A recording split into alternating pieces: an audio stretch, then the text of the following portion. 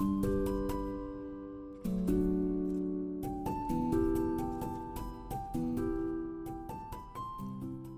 there, I'm Brett Beelan from Solarrolla. We just finished Mary's RV and we're pretty excited about it. She's pretty excited about it and she's about ready to take off today. We just wanted to mention that, you know, with Solarrolla we are focused on solar powered fully electric vehicles.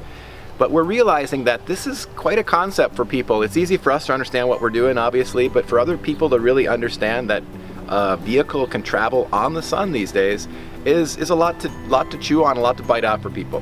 So we've decided to kind of help people through that transition a bit and cover RVs with solar power.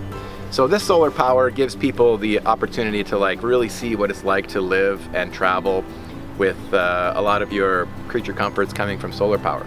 And this is kind of Mary's training period where she's learning about her system, learning about what you can do on a sunny day, what you can do on a cloudy day, and then eventually build Mary a fully electric 30-footer with solar power that she can travel with as well as run all her domestic needs. So we have about 3,000 watts of solar on top. It's actually precisely about 2,960.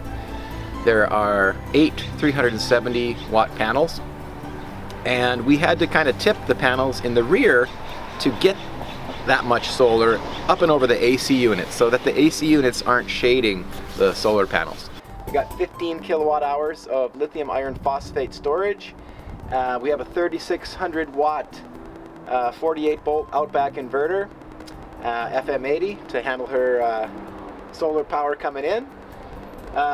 We're using a Chargery BMS, which we'll show you on the inside, as well as the Mate 3, which uses a hub to read both the charge controller and the inverter simultaneously, give you a really nice readout of everything going on. We can plug in just like a normal RV would, and it goes into our inverter, which is an inverter charger. So it will charge the batteries while it supplies the rest of the RV with 110 power. So that's all adjustable.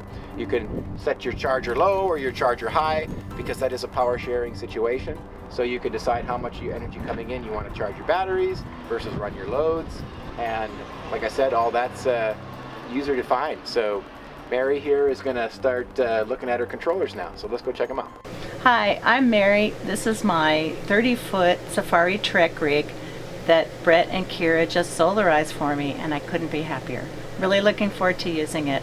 I'm learning all the particulars right now, and hopefully I don't forget too much. Otherwise, I'm going to be calling Brett a lot. So thank you guys. I expect you to be calling me a lot. Good, because I'm going to. That's the whole point. We can control and fix anything on this rig through the computers, which puts the control of the system in Mary's hands. Mary has a technical background actually, so she'll be enjoying reading all her manuals, changing all her set points, making the system incredibly efficient, learning about how to park, learning about what she can run all at the same time and what she can't, and learning about which outlets she can use and what she can get out of 240 and 30 amp AC and 20 and 15 amp AC. So it's a lot, but it's really fun and it gives you freedom.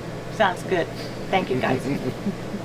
So this is the battery management system. It handles up to 24 lithium iron phosphate or any lithium battery. You can select which type you're using when you're first coming into it.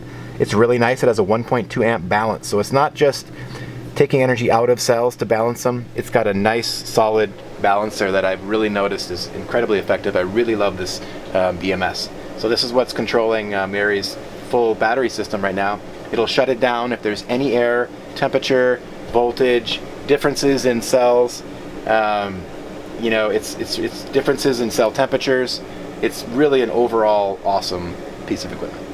This is the Mate 3. So this will control your inverter. It'll control your charge controller. And of course it gives you a nice display of everything that's going on.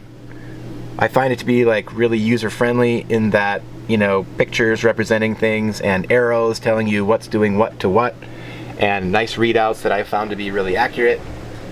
So right now we're pulling 1.8 kilowatts. We're running the heater.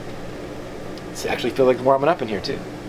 So if we had more power coming in off the sun, you would see that up there on the charge controller side of things by the sun there. Or if we were plugged into the grid will be throwing its arrow towards what it's doing.